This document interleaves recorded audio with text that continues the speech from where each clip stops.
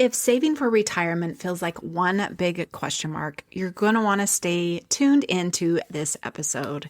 In the last episode, we talked about how to start saving, and today we're going to talk about how to save enough. Some of these tips might sound familiar, but I promise a few will surprise you. So before you keep searching for the perfect plan, let's get practical, grounded, and moving forward.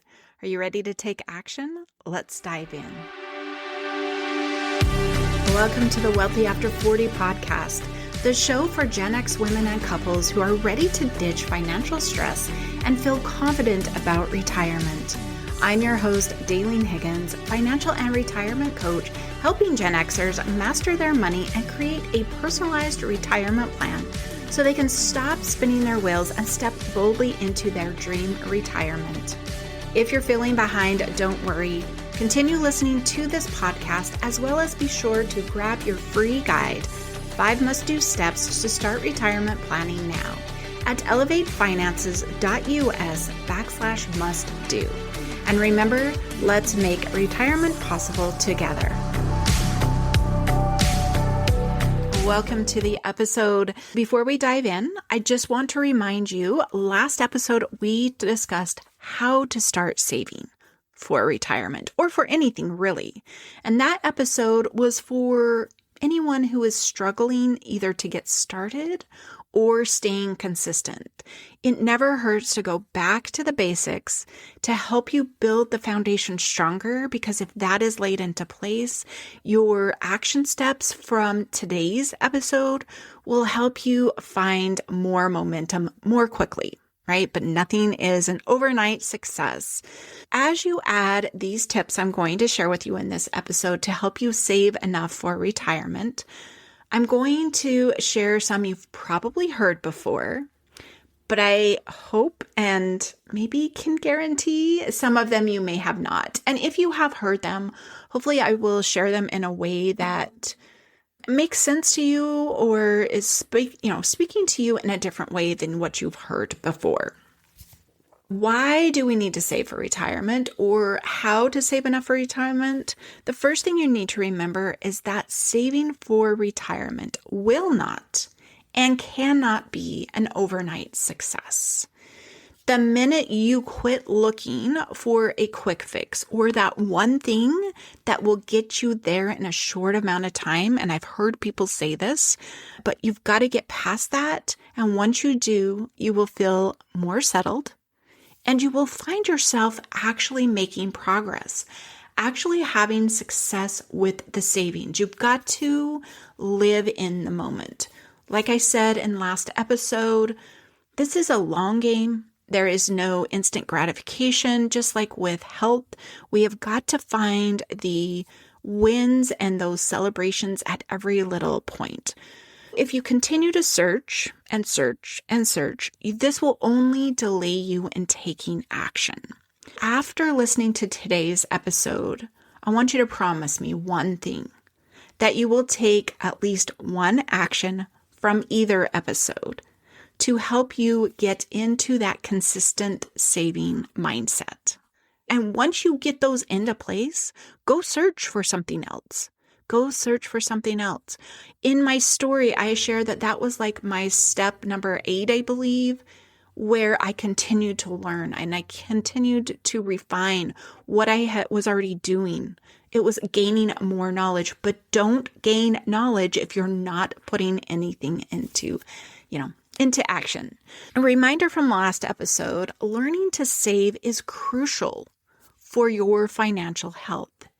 It's the one skill most of us neglect, and is the one skill that should be cultured until it is one of our best habits with money. Why is this important for retirement? Well, first off, exactly what we're discussing today. It will help you save enough for retirement. But second, when you reach retirement, it's still very important that you know how to save. It's crucial for your financial health. Learning that skill will just transfer into retirement, because in retirement, you will still have those irregular and unexpected expenses. Money, life doesn't necessarily change. It's just our trading time for the money is the only thing that's changing. The more we can learn on this side, the better off we will be on that side. And I know that's another fear. A lot of people are worried about having enough, running out of money.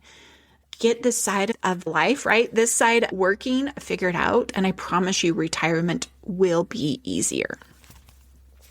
Learning to set aside money for all of the things that you can anticipate, those irregular and unexpected expenses, will protect your retirement lifestyle. Having the money ready for those, quote, emergencies won't take away from what you're desiring to do. It is very crucial to build your savings in such a way that it will support you in maintaining that lifestyle. All right, so how can you save enough for retirement? I'm going to share 5 tips to help you save for retirement, save more for retirement, however you want to look at this.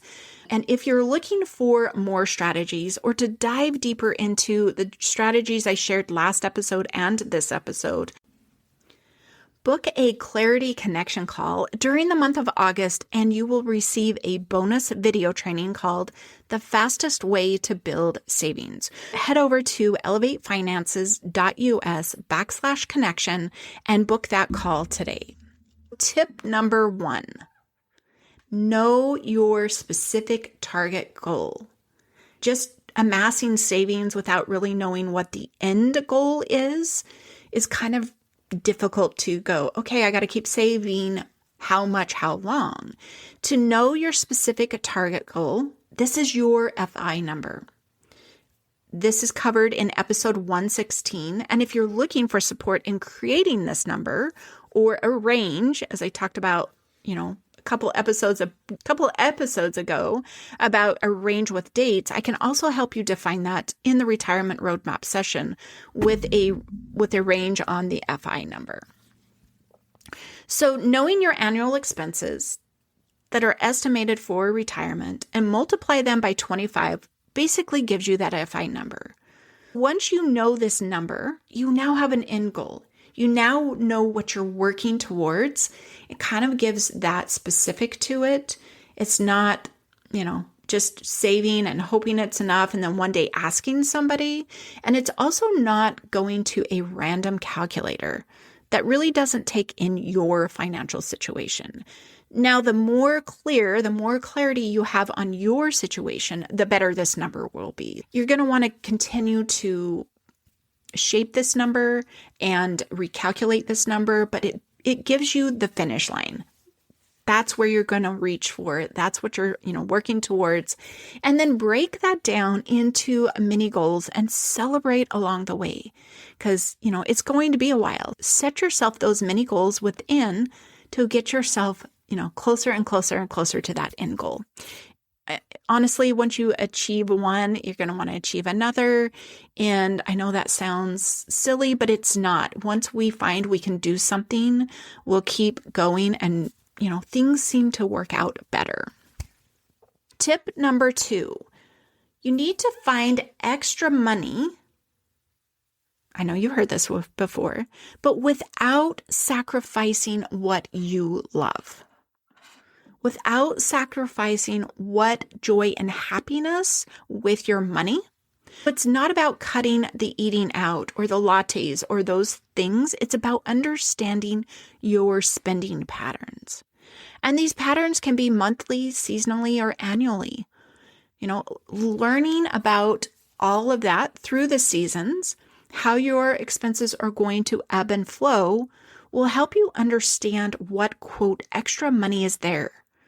What you enjoy spending on when and where. It really defines and can free up, $50 to $100 without that stress of, well, you can't do this and you can't do that. That will save you $100. Let it happen naturally.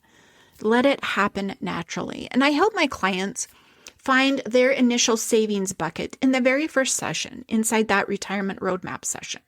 And then with additional coaching, we we explore these spending patterns, and we actually lay out a plan for how the savings is going to be applied, where it's going to fit into, your priority and get you saving for what you truly, truly, truly want.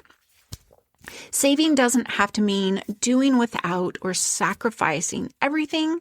You've just got to prioritize with joy and purpose, and you will get there quicker and happier. Tip number 3. This one unless you attended my boot camp I had in June, those individuals have heard this, but you need to dig into what fees are you paying for your investment portfolio? What does it cost you? If you have a portfolio that is heavily managed, meaning somebody's keeping track of, rebalancing that, if it comes out of order, if you don't know what I'm talking about, that's fine. That's why we have them, but you may be paying upwards of 2% a month. If you're making a return of 10%, you are only receiving 8%. And then you need to reduce that for inflation. Fees do matter. Here's a place you can explore having a greater impact on how much money you keep without having to go and look into your budget or your bank account. You can go and explore with your HR or with whoever is servicing it and just say, what are the fees for all of my options of investing? And explore that and learn that and understand, what the return is, how that affects, and how much of your money are you going to keep in the end. Last episode, we talked about how to get started and being consistent. Tip number 4, now it's time to challenge yourself. If you remember in the last episode, we talked about making sure you were serious, getting serious, starting small. This tip, I want you to push yourself to the limit. Now, if you've been here for a while, or you've gone back and found it in my episodes, I talk about my savings challenge on occasion. It's what I used to grow my savings rate from, I think I was around 10% up to 22%. Yes, it was not overnight. That was my ultimate journey. But I was amazed by the fact that if you increase your contribution by 1% every month until you're looking at your budget and going, I gotta pause. And then you kind of sit with that much money that you have, you've eked out, probably 3, 4, maybe even 5%. But if you think about 1%, it's really not a lot. It does amass to be a lot, but you're not going to feel the pinch very quickly. So I'm challenging you to increase your contribution amount 1% starting this month and every month to follow until you feel like the household doesn't have, quite the buffer, the boundaries that you like, and then just pause for 6 to 9 months and then remember to come back. What you're going to want to do is you're going to want to calculate your savings rate. This is total monthly savings divided by your gross pay. This is your starting savings percent. This is another way to measure how much you're saving. Even when you're putting into those sinking funds that seem to disappear often, but we need to have those, we can look at our savings rate and know we're saving 10% every month. The totality on this side is like, oh, it's slow growing. But oh my gosh, I've gone from 5% to 10% in just 6 months.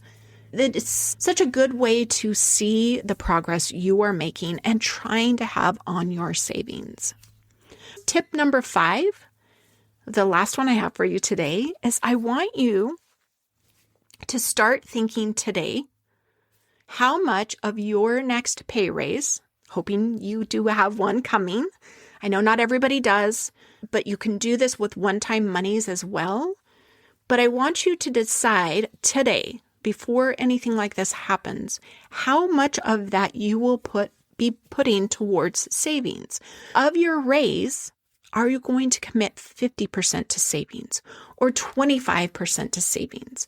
Write it down. And then when that event happens, you're not caught up in the, oh, well, I could do this or I could do that, or, getting lost in that work. You still have 75 or 50% of it that will support you in your, spending and your budgets and growing that way. But make sure you don't neglect how it's going to support your savings. You get a promotion, you have a raise, you change jobs, and it comes with a higher pay. Be ready with this idea in mind before that happens. Leaning into other saving strategies instead of just cutting expenses will empower you and motivate you. And I believe instead of telling you where to cut or what feels like a lot, you already know this. I will just help you explore those thoughts and help you see how they fit in your goal best. Sometimes we just want somebody to discuss this with us in a way that makes sense. If you want to solve the problem, if you need to save enough for retirement, my coaching program does exactly that. We start with the retirement roadmap session. And in that session, as I said earlier, we will define your FI number. We will find your initial savings bucket amount.